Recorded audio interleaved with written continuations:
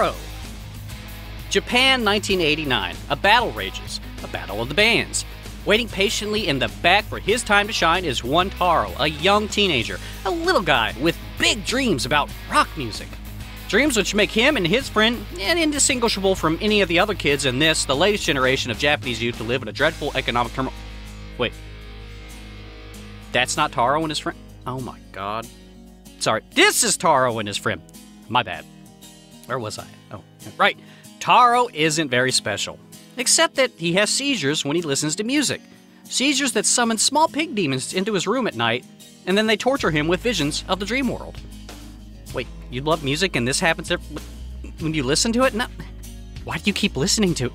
Anyway, maybe there's a little more to this Taro kid than we can assume. Maybe he's like that Momotaro kid from Legend, the one that slays Oni with a big sword. Well, yeah, it sounds crazy when you say it out loud like that. What was I thinking? And again, there is that new cult in town. What is it? Shinkikai? Yeah. Not that cults are a special, new, different thing in Japan. Oh, no. But that cult does have that little weird bow they do.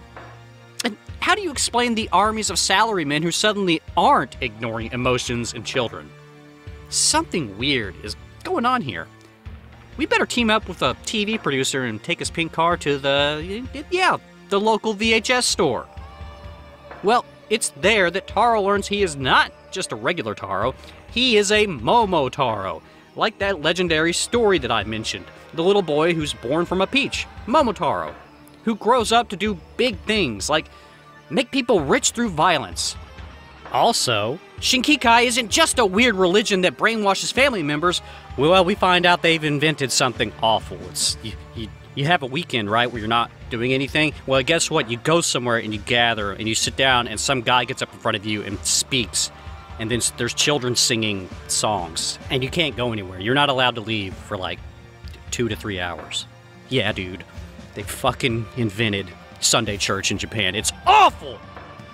But let's think about this. Does that mean, like, you know, hey, we don't have to go to work anymore? Because that's kind of cool. I might join for that. But you're also saying that we can't have fun anymore. Well, wait a second. Isn't like rock music and listening to it fun? Are you telling me that they're gonna threaten the thing that we built this city on? Rock and roll? Unacceptable. Get your baseball bats, y'all. We're about to go Little League on these mothers.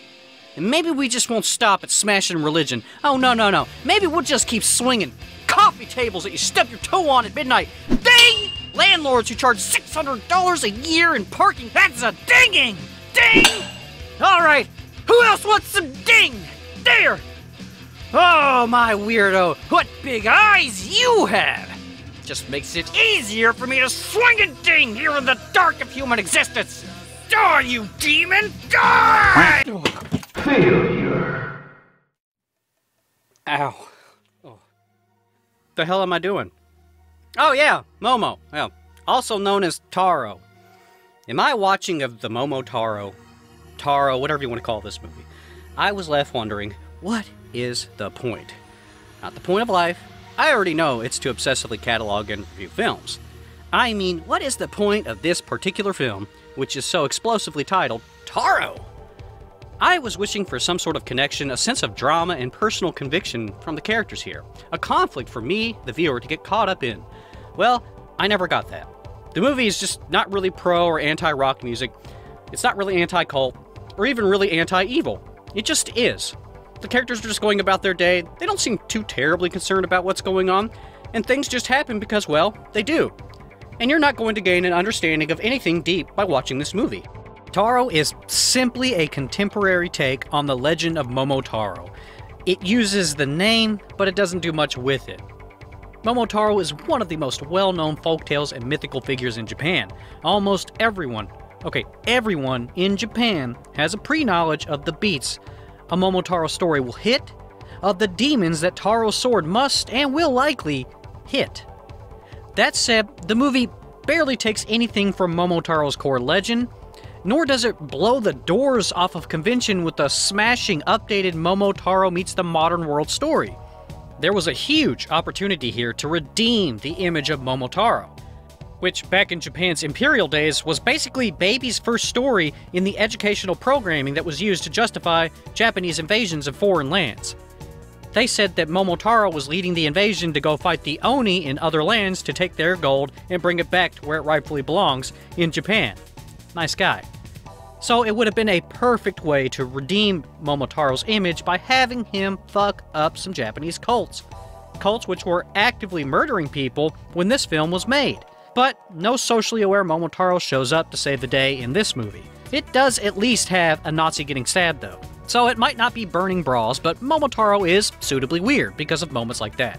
And Japanese audiences probably watched 1991's Taro and said, "Ah, Momotaro's quest has taken him to a guitar center. Most excellent." While we foreigners sit here and scratch our heads so many years later and ask, what the fuck is happy science? Really though, you don't have to read a Wikipedia article to enjoy this movie. They honestly could have called this film Larry the Demon Slayer, and it would have been just as important for you to understand anything about Japanese history in the past. Which is to say, not at all. In discovering and pulling Momotaro out of the dust of forgotten films, I learned a lot about the film. I even imported the Taro novelization, with the special Go Nagai cover art. Even after all that, something nagged at me. It was a question. What's the point? Why was this movie made? And after a year's plus worth of time, I couldn't answer it. If the movie writer Chiaki Konaka wasn't really making a point of having a message in this film, if the director Teruyoshi Ishii wasn't trying to reinvent cinema here, what was the answer? Some big moment of destiny was demanding this film to be made, right? Some clue has to be out there to solve the mystery to it all. And as luck would have it, my research found it. An obscure book, one that finally told me what the hell inspired Taro. Well, here's the quote. According to special effects designer Wakasa, the movie was triggered by Wakasa's request to the screenwriter Chiaki Konaka, "I want to make a huge demon." That's it. That's the reason. And you know what? That's a pretty good reason. One that explains, well, everything. Really. Wakasa wanted to make a big monster in a movie, and he got a whole big monster movie out of it. I can't tell if it's puppetry or animatronics or magic, but you're definitely going to want to shut your curtains, turn the lights out, and marvel at this big black creature king, the master manipulating and capturing the minds of monster fiends and horror fans alike, now that they can see this film and it's going to get the proper recognition it deserves. Of course, IMDb won't even tell you who did the special effects on Old Taro here, but the sense of wonder that this demon produced here clued me in that someone talented was involved, and his name was Wakasa, so I looked him up. It turns out demon designer Shinichi Wakasa is a huge kaiju fan. And I'm raising my hand up in the air to show you how huge he is, and it's stupid for two reasons, because one, you can't see me, because this is all audio. If you can see me, that's weird. What are you doing? And secondly, I'm a short little guy, so it's not really that high, but let me tell you, I'm trying to give you the impression it's a big deal, this guy.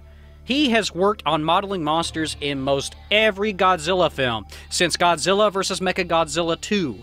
On up to the current newest Godzilla shorts with Hedorah and Gigan. But you know what? Before that, he was involved with movies that I've reviewed. Stuff that I talk about that rarely anyone else knows about, like Gakidama and The Cat.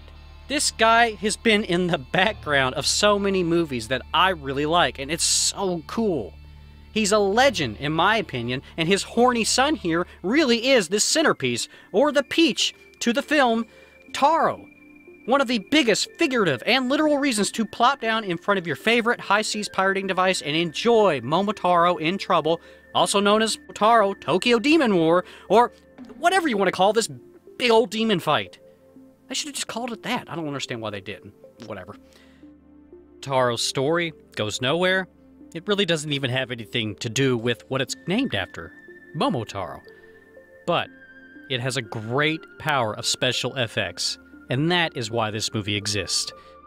Japanese media in the very late 1980s and early 90s is arguably the peak productive moment for stories to capture and keep the attention of the human mind. It was such a powerful time, we're still talking about it to this day. We're still seeking and being influenced by these stories and their style. Honestly, more and more. Possibly more than ever before. Tokusatsu special effects, over-the-top productions, dreams, and budgets to meet those dreams were all possible in this time in Japan.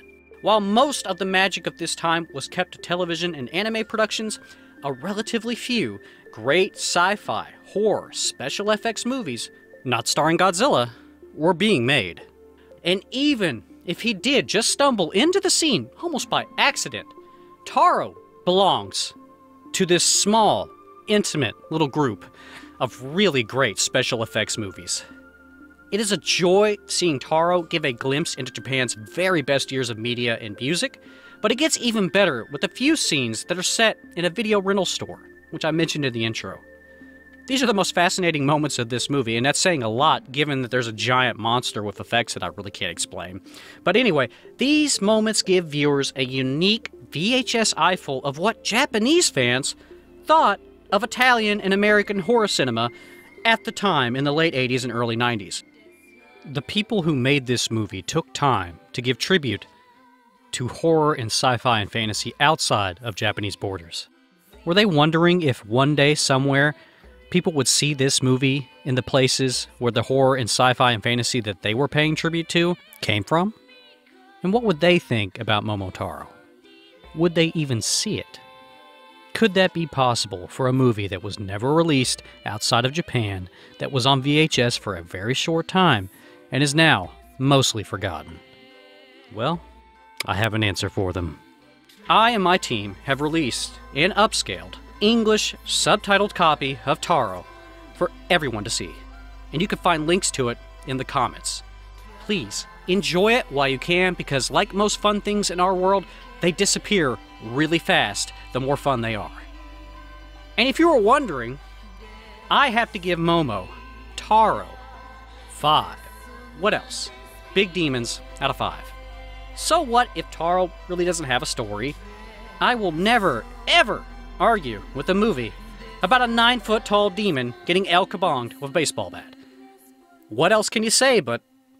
Ding!